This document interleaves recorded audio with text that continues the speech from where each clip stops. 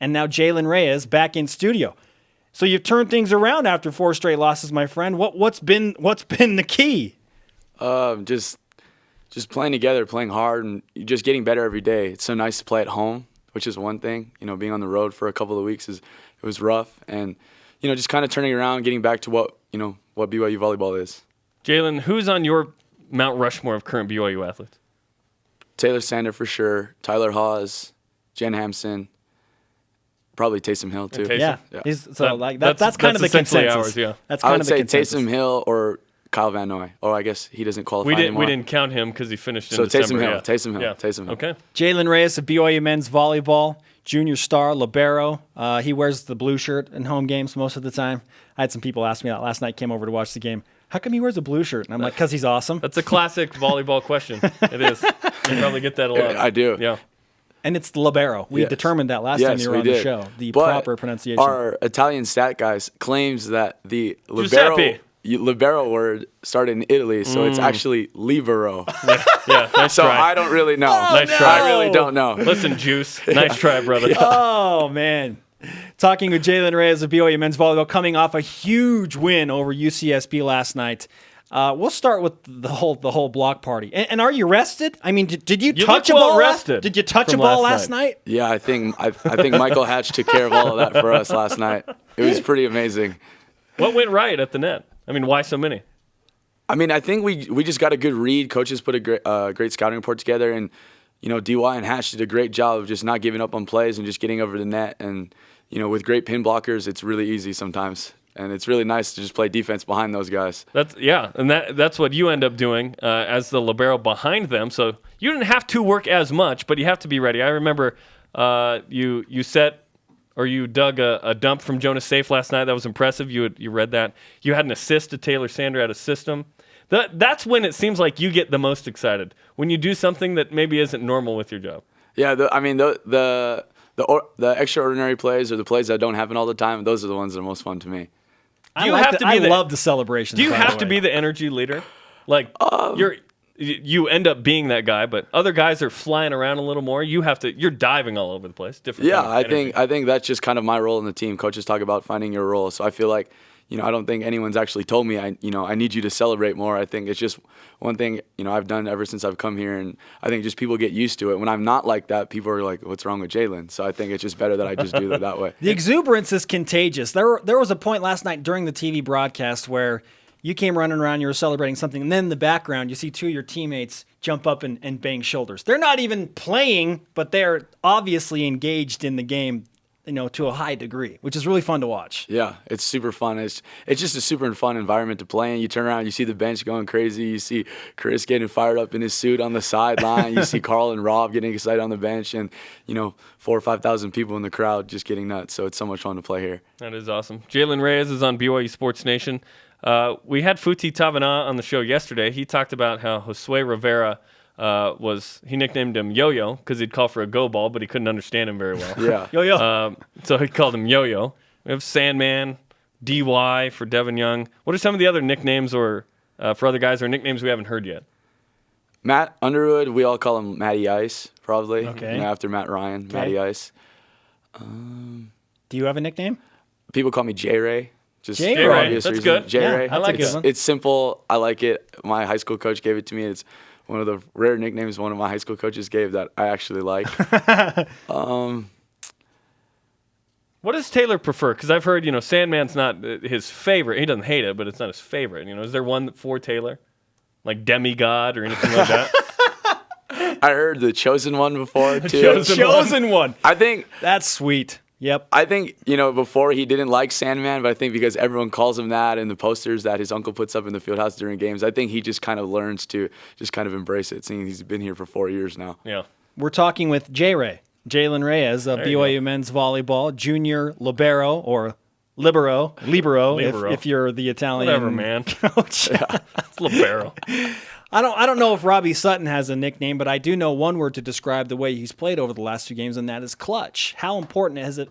I know it's been important, but why do you feel like he's been able to do what he's done in such a tough role filling in for Tyler Heap? Robbie works hard.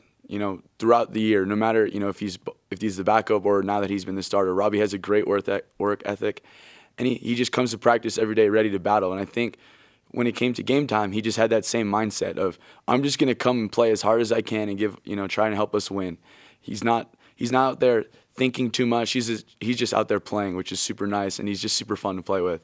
So I think it's just super contagious throughout the entire team. And when your setter has confidence, and you can tell he has confidence, the entire team, their level of confidence just raises. That's amazing. And I know that he played golf again, like Saturday, earlier in the day, with Taylor Sander, with his dad.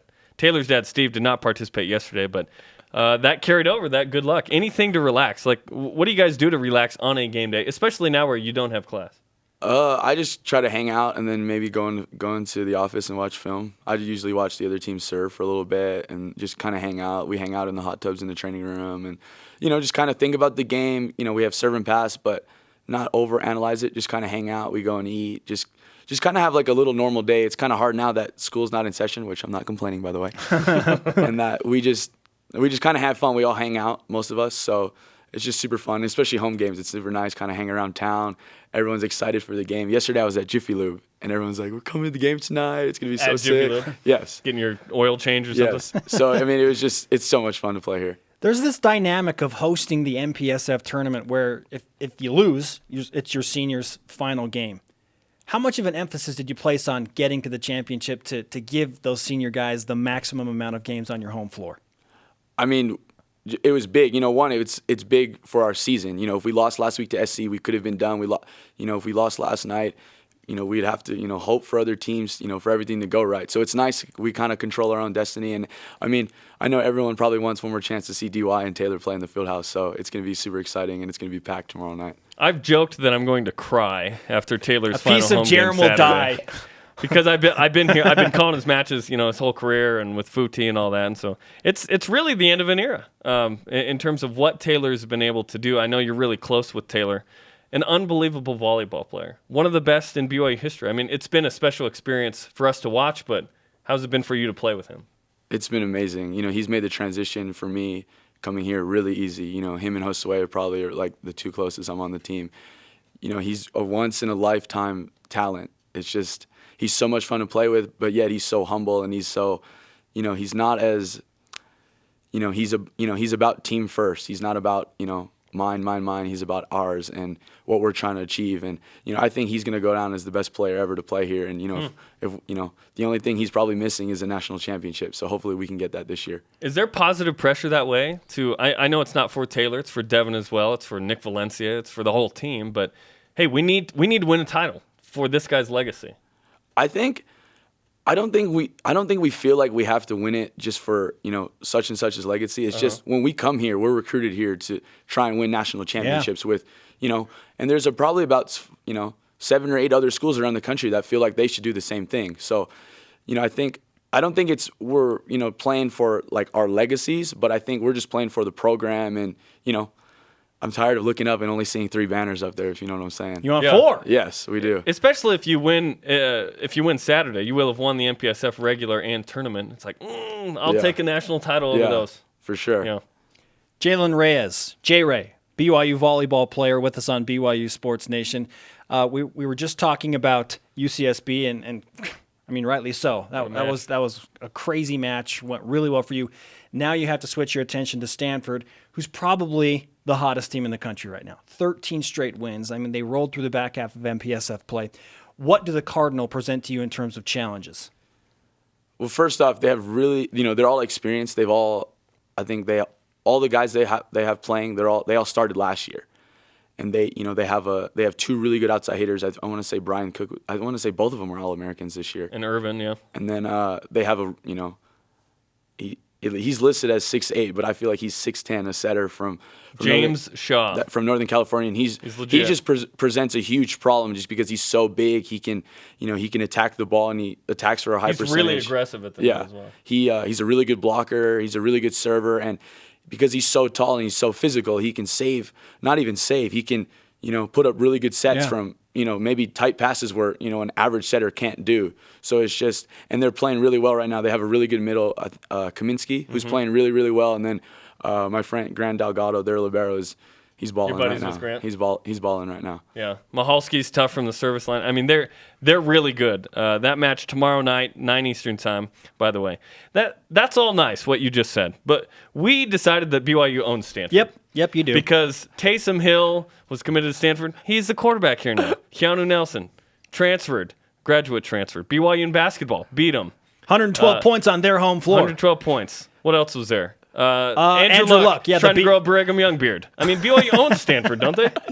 You beat them twice in the regular season. I mean, when we see them, I think it's easy to get up for those games. You know, Stanford is one of those schools that are synonymous with, you know, men's and women's volleyball. You know, when you think of men's and women's volleyball, you think of UCLA, Stanford, USC, Penn State. So it's nice to play those guys. It's so much fun to play them, and you know they compete at a really high level. When they come in here, you know they're one of the teams that they believe they can beat us here because they have in the past. So you know I think we're just trying to own Stanford. Jaylen Reyes of BYU Volleyball with us on BYU Sports Nation. As we wrap up, Jaylen, has your coach said anything to you after the win last night in terms of mentality or things that he wants you to think about as you approach Saturday's match? It's probably just what I said before. It's just, you know, getting better each and every day. You know, Chris is all about, you know, the now, but then, you know, preparing ourselves for being great in May. And, you know, now it's not February. It's not far away. May is next week. It's exciting. It's a fun time, and you know we just want to play well. You know, you guys are talking about. I heard you guys talking about the emphasis on if we win the conference championship, it'd be the first time in 10 years someone's repeated, and you know it means the 2 seed over the 3 seed, which is nice. It's one less game you have to play. You don't have to go out to Chicago as early as you would do. So I mean, there's a lot on the line tomorrow night. You know, so it's just one more time we can, you know, celebrate and play in the field house, and, you know, one more time where, you know, the crowd can see Taylor and DY play at home. Final quick question. What's better, a 25-match home win streak or a 13-game win streak? Oh, for sure, 25-game home win streak. Boom, baby. Boom, baby. Hashtag we own Stanford. Huge match tomorrow night. Thanks for joining us on the program. No problem, guys. Tell Coach to wear his lucky tie to the match tomorrow.